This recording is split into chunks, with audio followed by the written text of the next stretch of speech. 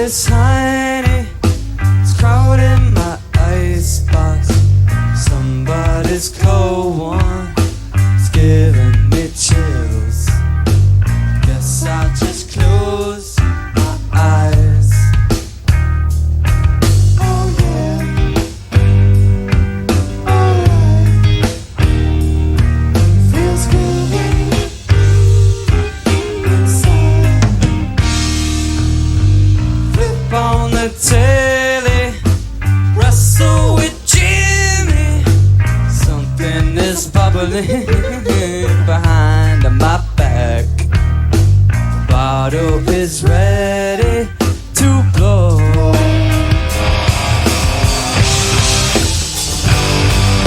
Say it ain't so. Your job is a heartbreaker. Say it ain't so.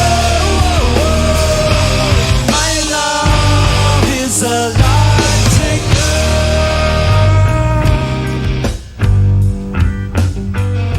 Oh, yeah. All right. Oh, it's a good day for Hong Kong. Hong Kong. Congratulations. They got their extradition bill thrown in the garbage.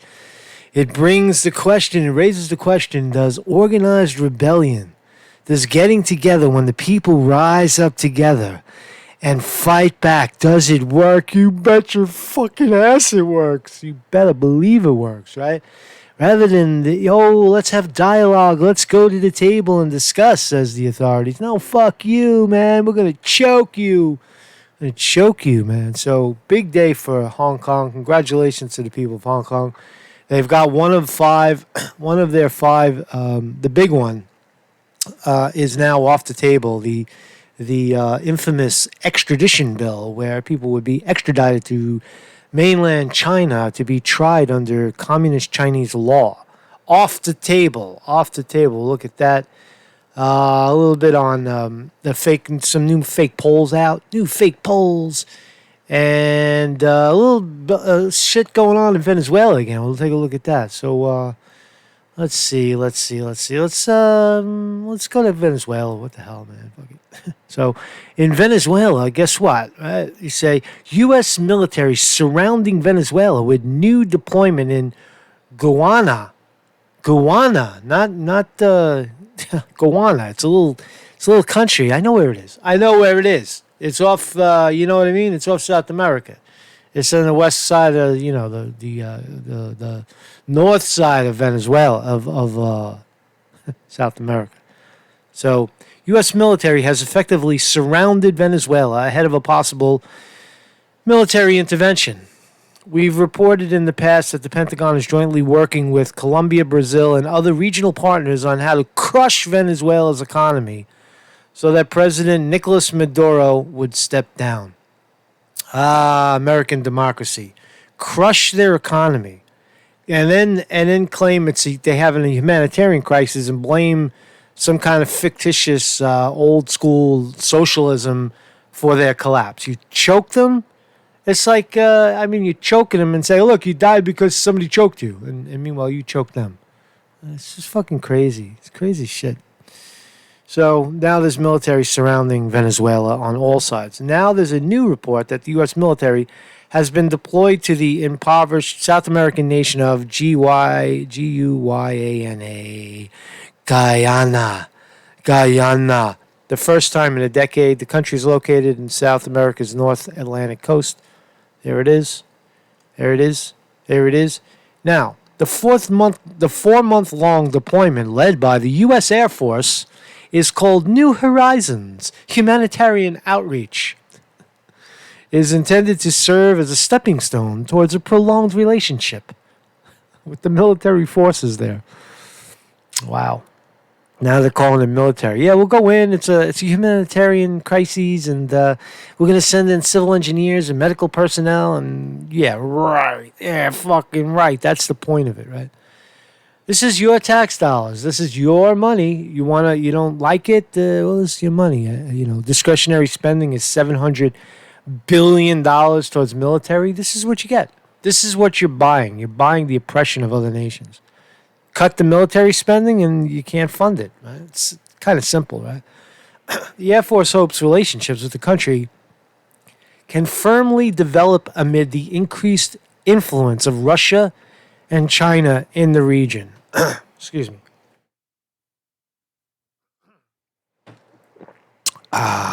Yeah. That's what it really is about. It's about getting in front of Russia and China. So the US we haven't learned a damn thing in the region. Pompeo, the liar, the cheater, the stealer, Trump and Elliot Abrams, Steve Mnuchin, they want that oil, and they're going to keep fighting and sanctioning the high hell out of Venezuela, and right through the whole election. See, Venezuela failed. It's socialism. It's socialism. Free stuff. How are you going to pay for it? How are you going to pay for it? How are you going to pay for it? Look at Venezuela. It's free stuff. It failed. Socialism.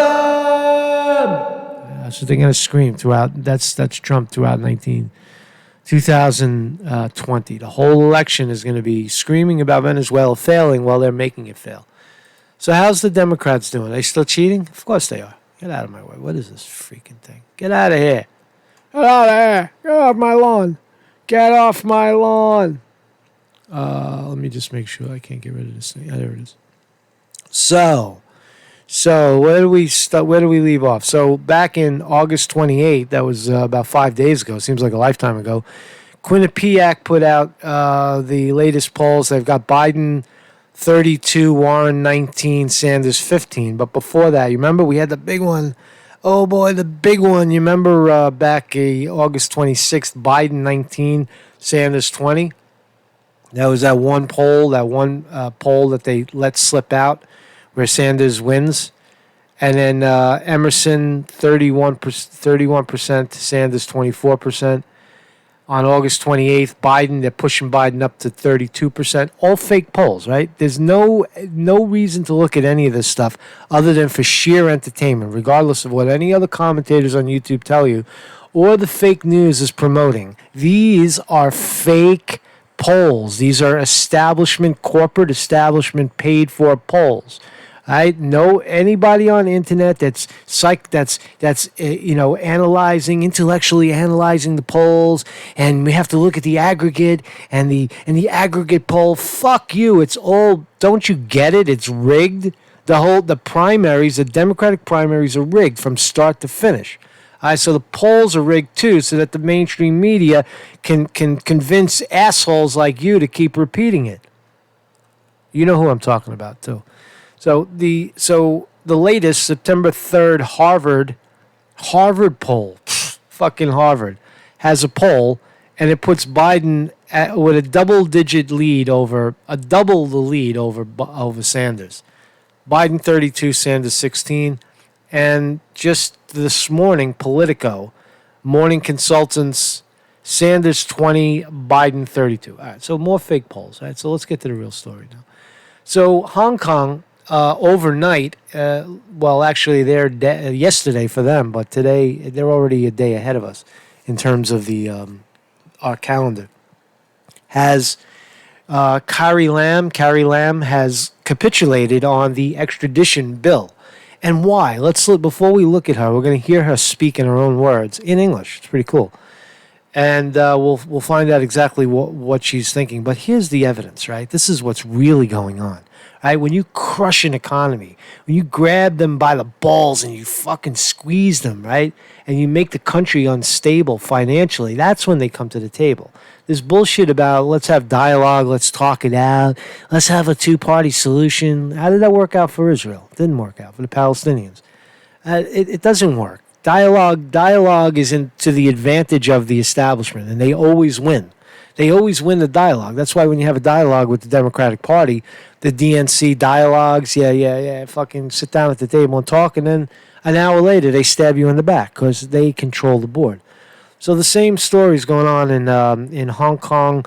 The PMI index is a pretty important index that they look at, and it hit the lowest it's been since the crash of 2009. Look at that chart, straight the fuck down. Straight down.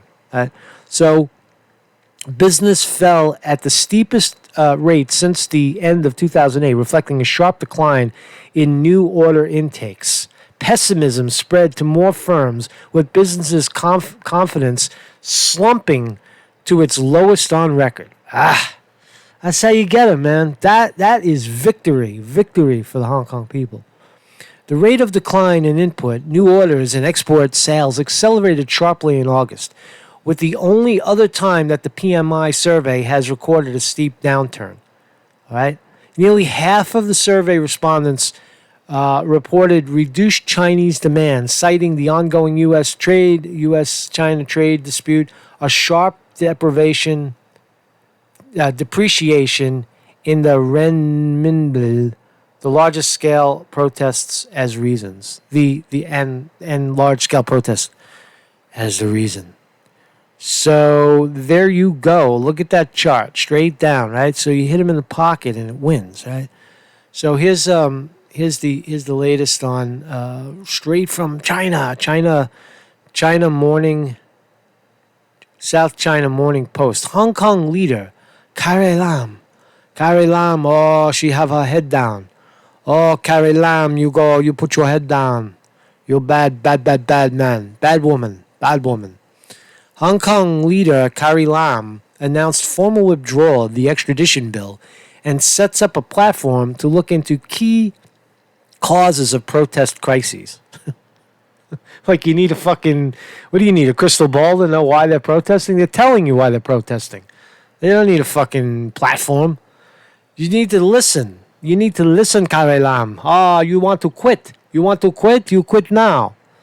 City's leader formally agrees to one of protesters' 5 demands.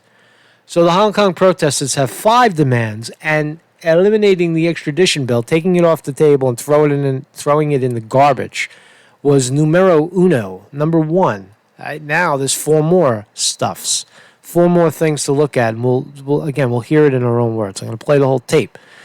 Lam is to meet with pro-establishment allies this afternoon to tell more of her decision.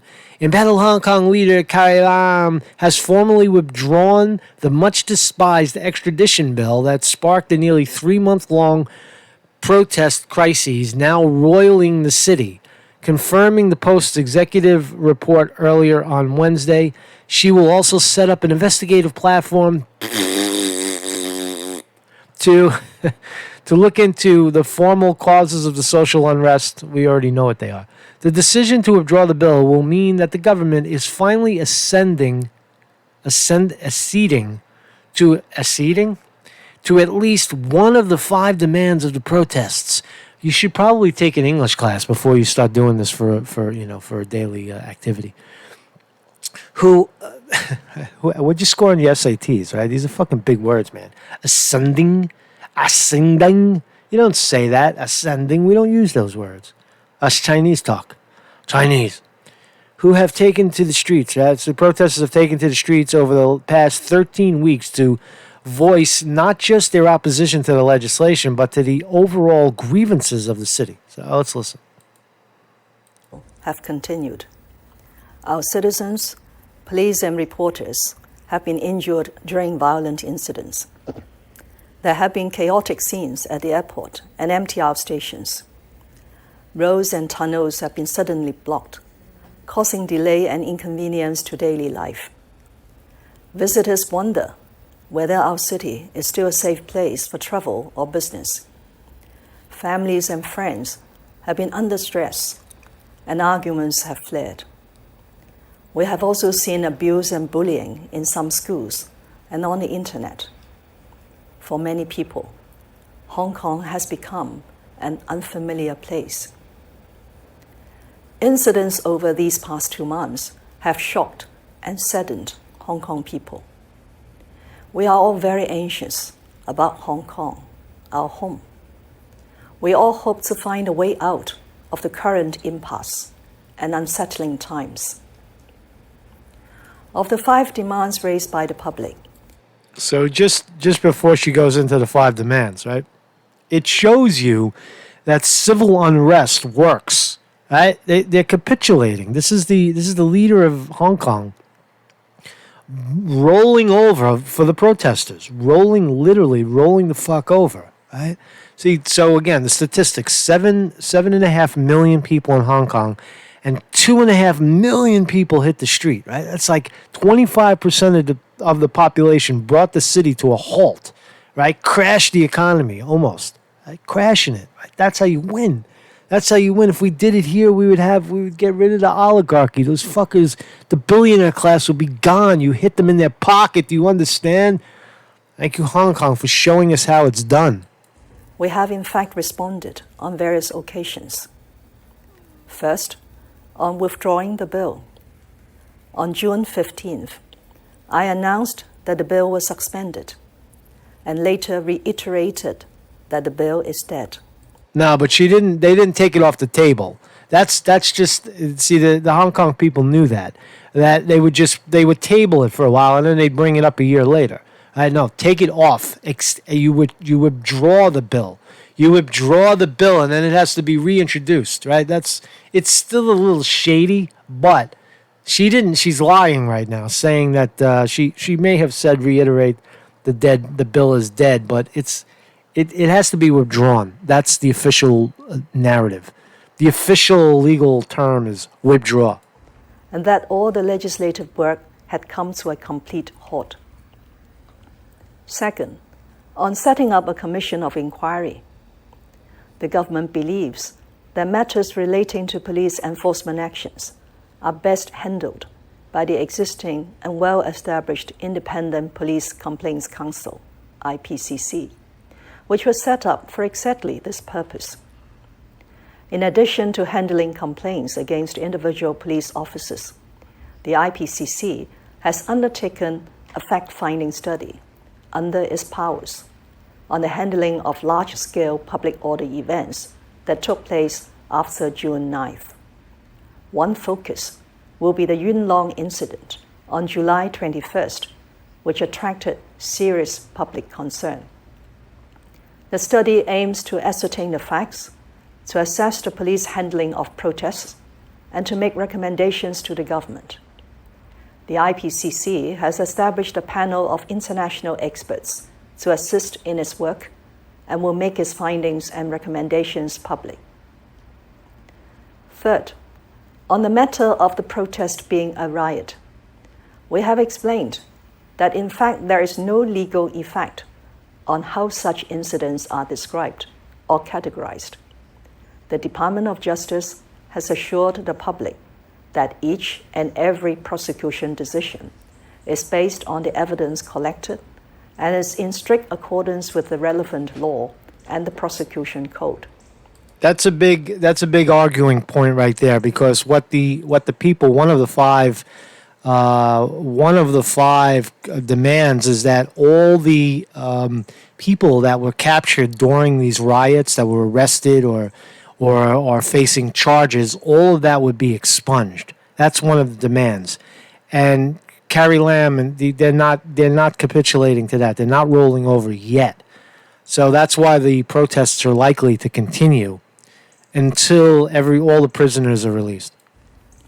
Fourth, on dropping charges against protesters and rioters and shelving prosecutions. I have explained that this is contrary to the rule of law and is not acceptable. It also goes against the basic law, which states that criminal prosecutions must be handled by the Department of Justice, free from any interference. Fifth, when you lose in war, like in the American Civil War, when you lose in war, you give the other side amnesty in the Civil War. Right? In Civil War, when you lose or when you win, whatever, the other side gets amnesty. That's how it works. That's part of the deal. When you fold, you don't prosecute the other side. That's not a good idea, man. I'm telling you, the protesters, they're not going to stop. On implementing universal suffrage. Indeed, this is the ultimate aim laid down in the Basic Law. As we said before, if we are to achieve this, discussions must be undertaken within the legal framework and is in an atmosphere that is conducive to mutual trust and understanding, and without further polarizing society. Our responses to the 5 demands have been made with full consideration of different constraints and circumstances. Consideration, but you haven't folded on the other 4. I recognize that these may not be able to address all the grievances of people in society. However, should we all think deeply whether escalating violence and disturbances is the answer? It is the answer. It is the answer. Escalating violence and disturbance is the answer. Yes. There's no discussion. It worked. It absolutely works. Or whether it is better to sit down to find a way out through dialogue. Find a way out through dialogue. That doesn't work. That never works. That works for the establishment. That's why the establishment wants it. Many would say that we need a common basis to start such a dialogue, and that this has to start with the chief executive. I now present 4 actions to initiate this dialogue. First, the government will formally withdraw the bill in order to fully allay public concerns. That's it, man. Formally withdraw the bill. That's what the people wanted to hear. Again, I'm not Hong Kong. You're not Hong Kong. I mean, if you are Hong Kong watching this, but mostly the Americans watching this and the Europeans watching this and whatever, that's a big deal, man. The people win. We have to see, what I wanted to say was we have to see how the people in Hong Kong are going to react to this. The Secretary for Security will move a motion according to the rules of procedure when the Legislative Council resumes. Second, we will fully support the work of the IPCC. In addition to the overseas experts, I have appointed 2 new members to the... All right, so she goes on and on about some other stuff. So that's a big win right there, right? Let's just enjoy the victory. Let Hong Kong, the people of Hong Kong, enjoy their victory. The extradition bill, the horrifying idea of being extradited to communist China for speaking up or protesting or growing your hair too long or not bowing to the king, the picture of the king when you pass it or whatever the fuck they do over there. I mean, there's a lot of countries that have that. I mean, I know, like, for example, I traveled to Thailand. I used to speak Thai. I spoke Thai and for a while when I was there. But in Thailand, you can't, as a foreigner, you don't criticize the king. It's none of your fucking business, right? They don't do it, right? So they don't discuss politics openly. It's a criminal offense. In countries like that, though it's a civilized nation and everything is cool, they have their little innuendos like that. Like, you don't diss the king, even the money, right? You don't throw money because it's got a picture of the king on it. You don't smack money. You don't crumble money up. You politely pass money because it has a picture of the king on it. When you pass a photo of the king, maybe we should institute something like that. Trump would love that, right? We all fucking bow to Trump. Nonetheless, certain countries have certain innuendos, and I guess Hong Kong has their own as well, right? So it's not for us to really decide. It's for the people of Hong Kong to decide. But what's absolutely sure is that because the rebellion rose and won their victory, right? You can't hold the leaders of that rebellion criminally liable. You have to expunge those records and release those prisoners immediately. And I think that once you do that, I think Hong Kong will start to roll over, right? What am I trying to do over here, right? So Hong Kong will start to come back into the real world, right? So Marcus Conte reporting. Kindly become a Patreon of this channel or make a one-time contribution via PayPal. Also, you can buy stickers on eBay. Marcus Conte reporting. Oh, wait, you know what? Let's listen to some music, man. Let's fucking take us out. Let Weezer take us out. Come on, man. I never could do, though it might hurt you. Try and be cool when I say